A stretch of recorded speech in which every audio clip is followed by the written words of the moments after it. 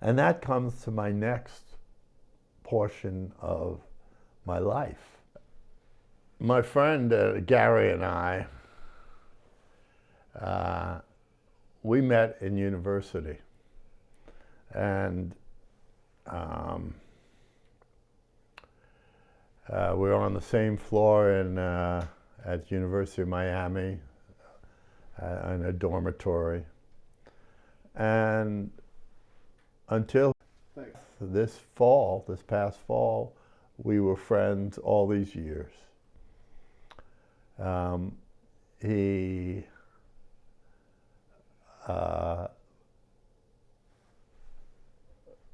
had bought a UPS van and he fixed it up so he could live in it.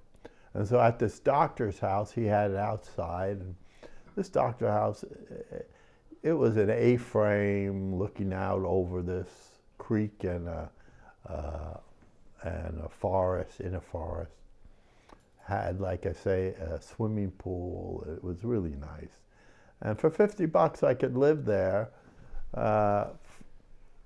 easily, just with a little bit of hustling. But Gary, but after I quit, I went to visit my mother back in Long Island.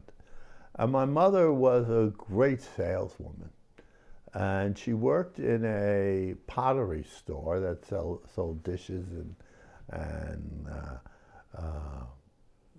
glasses and silverware and everything you need for the home. And when I was visiting her, she said, "Ken, if you drive me to work, you can use the car." And she said, "I want to show you something." And what she showed me was these brandy snifters that were filled with layers of sand, and it had a cactus on the top, and they were cute. They had little mountains and a little bird in them. And my mother said, "You know, I have this pickle jar, this gallon pickle jar under the sink, and I'd love it filled with sand and then make it into a terrarium if you put some cactus in it." And so I said to her, I said, "I don't know how to make it." And she said, "Well, I'll try to find out how to make it, and you try to find out how to make it, and you know, we'll tell each other." I said, "Okay, Mom." So I drove back home, and as I was going back home, I realized I had this friend, Brammy Cohen, who I went to school with, who opened up a wholesale plant store. And I thought, you know, I'm going to go ask Brammy. So I went to his place. I walked in. I saw him, and I said, "Brammy," I said, "my mother is selling these sand art glasses, and she wants me to fill up a pickle jar with it, but I have no idea how to make it." I said, "Do you?" He says, "Come back to the back room." I went back there, and he had shelving against the wall, and it was filled with this sand art. And he said, "I probably supply your mother's store with it." I said, "Well, how do they make it?" He says, "Yeah." He says, "All you do is, let's say you want to make a mountain. He says, you take the spoon and you just stick it against the glass and pour it out, and quite naturally, it creates a high point in the middle, and then it goes backwards toward the center." And he said, if you do that a couple of times and then put blue in, he said, it looks like sky. It looks like mountains with a sky. I said, "Well, how do they make a bird?" He said, "Oh, that's the easy thing." He said, "You just take a pinch of sand and you throw it toward the edge of the glass, and then take a little stick and push it down." He said, "Then cover it up with the sky color, and it looks like a bird." I said, okay. I said, well, how do they make the sun? He said, oh, I'm not so sure. He said, I think they might push it from the center or something. I said, okay, thanks. He said, now it's for your mother? I said, yeah. He said, I got the sand, I got the cactus, I'll give it to you. And he did. I went back home. I found the pickle jar. I started layering the sand and doing it. I remember I didn't have brown sand, so I used dirt from the garden. And I filled it up. And as I'm filling it up, my grandmother comes out and she says, Ken, what are you doing? I said, I'm making something for Mom. She wanted me to fill this pickle jar with sand. She said, oh, I've got a goldfish bowl, you could do. I said, okay, I'll come and pick it up and do it. And so I made one for her. Well, I went back to Ohio, back to the doctor's place. I'm sitting around with my friend, with Gary, and we're probably getting high, smoking pot.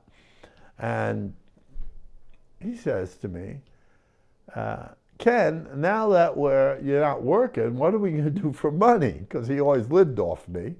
And I said, well, I made these sand things for my mother. Maybe I could sell them. My mother said they sell them like crazy. So he said, well, I'm not sure what you're talking about. I said, okay. And I went out and I bought 4 brandy snifters at like a glass place. And I bought white sand, and I used to paint with acrylics. So I took the acrylics and I put it into warm water, and I mixed it up, and I made a water base. I threw the sand in it. The sand absorbed the color, or got coated, and then I put it in the doctor's oven and heated it up. Believe me, I never had a steak or anything that didn't have sand in it after that. But I made 4 brandy snifters. It was the day before the internet or anything like that, or I probably didn't even have a Yellow Pages. And I got into my Volkswagen Bug at that time, 1962 Volkswagen, and I started driving around. And there, lo and behold, it was a plant store. I stopped. I had my little box with the 4 brandy snifters. I walked into the store. The guy, no customers in there. The guy looked at me and said, what do you got there? I said, I want to show you something. He said, yeah, okay. I said, I believe you can double your money. He says, what do you got? And I take out my little brandy snifter with the sand. I show it to him. He says, how much? I said, $5. I said, if you put a cactus in there, I said, I bet you can get $12, $15. He said, I'll try one. Well, I wasn't expecting that, quite honestly, but I'm not slow, nor am I stupid. And I looked at him, I said, you wouldn't leave home for $5, and neither could I. I said, you have to order a dozen. And he looked at me and he said, all right, I'll take a dozen. I didn't expect that. I expected him to negotiate. No, I'll take 2, But he said, right away, a dozen. That was $60. So I went, wow. But I only had 4. So I looked at him, and it was a Monday. And I said, I take all orders on Monday, I deliver on Fridays. And he said, okay. I could hardly believe my success. I put the thing back, I walked to the door, I opened the door, and then I thought of something. I looked back and I said, cash. And he said, very businesslike. I was too naive to realize he was being sarcastic. But there it was. I made my first sale. I stopped at 4 places that day, and I sold $240 worth of those things. That was as much as I was making at that time in the mid-1970s, well, early 70s that was, in the hospital. Well, I went back and I said to my friend Gary, come on, we got to make these. I got 48 to make. He said, well, I'm not into it. I said, whoa. Well, I actually found somebody another guy I taught, and we made them. My success was immediate, and it started growing. I found places I was trading for record albums. I was really doing well. When my friend Gary, all of a sudden, this is into a couple of weeks, he had like an epiphany.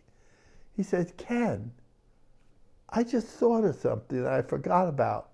He said, when I was a kid, my mother went to Israel, and she brought home a little bottle, and it had sand in it, and there was a camel in the bottle made out of sand.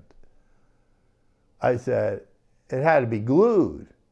He said, no. He said, because I was curious. I took the cap off, and I put a stick in, and I spilled it completely out. He said, if you could make me a camel, I'll give it to my mother. I said, I don't know how to do that, Gary. And that night I went to bed, and when I woke up in the morning, I knew how to make a camel. My brain figured it out in the sleep, how to do it. And so I put some sand in there. I pushed the sand down on an angle, and there a line went. I pushed it down on a different angle, there's another. I did it 4 times, there were legs. I put some more sand in, black sand, for the silhouette of the camel. And lo and behold, within minutes, I created something that looked more like a camel than a hippopotamus. It was not good, but it was there. And my brain went, whoop, the big light bulb went over it, and I thought to myself, if I could learn to manipulate these grains, I could create anything. And the only limit was my imagination. So then, after that, every time I'd make something, I'd try to put a horse, an elephant, a moose, a deer, a fish, a sailboat, a little cabin.